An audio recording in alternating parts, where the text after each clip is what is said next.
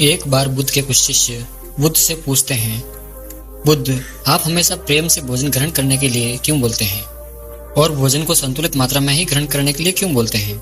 क्या हम अगर उस भोजन को प्रेम से ग्रहण नहीं करेंगे तो क्या वह भोजन नहीं रहेगा, या फिर हम भोजन को ज्यादा मात्रा में ग्रहण करेंगे तो क्या वह विष का कार्य करेगा?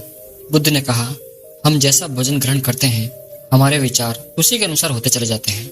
भोजन से यहाँ बुद्ध का मतलब उन सभी चीजों से है जो भी हम ग्रहण करते हैं, फिर चाहे वो खाद्य पदार्थ हो या फिर जानकारी।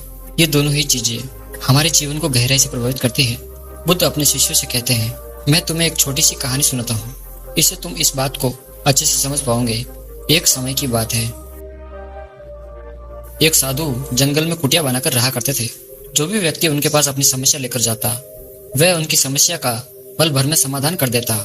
धीरे धीरे आसपास के गांव के लोग उन साधु के पास अपनी समस्या का समाधान पूछने आने लगे और वो सभी की समस्याओं का समाधान कर देते। धीरे धीरे उनकी प्रसिद्धि गांव से नगरों और नगरों से राजधानी तक पहुंच गई। साधु की प्रसिद्धि की बात उस राज्य के राजा तक भी पड़ी। तो एक दिन राजा अपने मंत्री और सेनापति के साथ साधु महाराज से मिलने पहुंचे।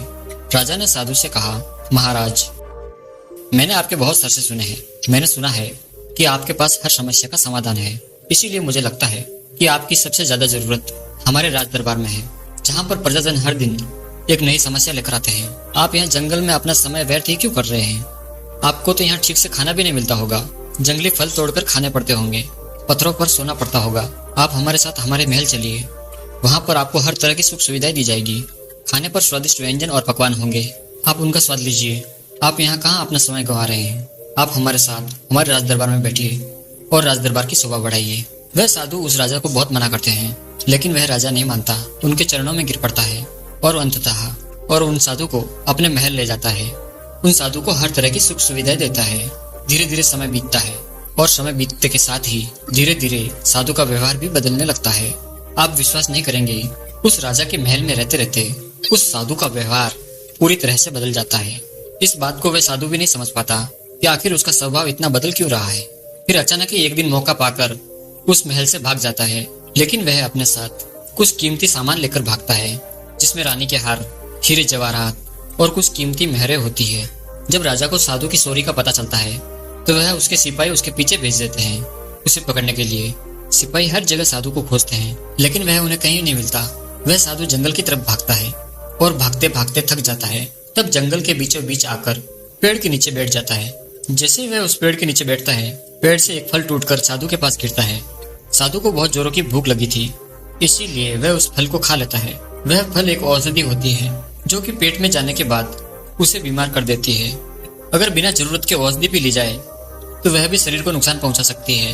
वह औषधि उस साधु को और बीमार कर देती है। वह इतना बीमार हो जाता है कि उसकी मरने की हालत हो जाती है और उसका शरीर सूखकर एकदम एक लकड़ी के जैसा हो जाता है।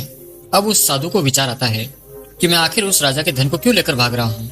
मैं तो एक संत था, ना जाने मुझसे क्या हो गया कि मैं व्यर्थ में ही इस धन को लेकर भाग रहा हूँ। यह विचार आते ही वह साधु आत्मग्लानि के भाव से भर जाता है। उसे बहुत पश्चाताप होता है और वह महल वापस जाता है और राजा का धन वापस करने लगता है।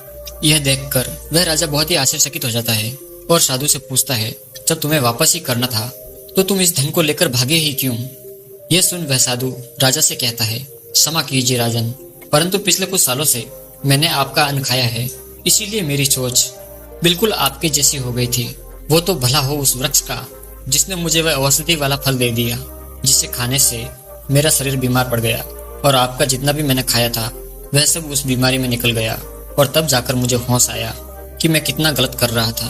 वह साधु उस राजा से कहता है, आपका जितना भी धन है वह आपने मेहनत करके नहीं पाया, उसे या तो आपने छीना है या फिर वसूला है।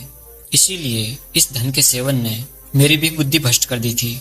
कहानी खत्म करने के बाद बुद्ध शिष्यों से कहते हैं, जो भी हम ग्रहण करते हैं वही हमारे भविष्य को निर्धारित करता है।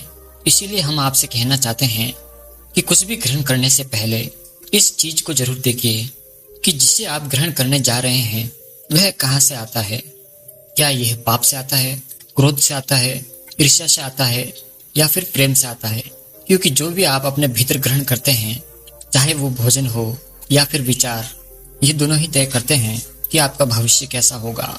दोस्तों, आशा करता हूँ कि इस कहानी से आपको कुछ अच्छा सीखने को मिला होगा। धन्यवाद।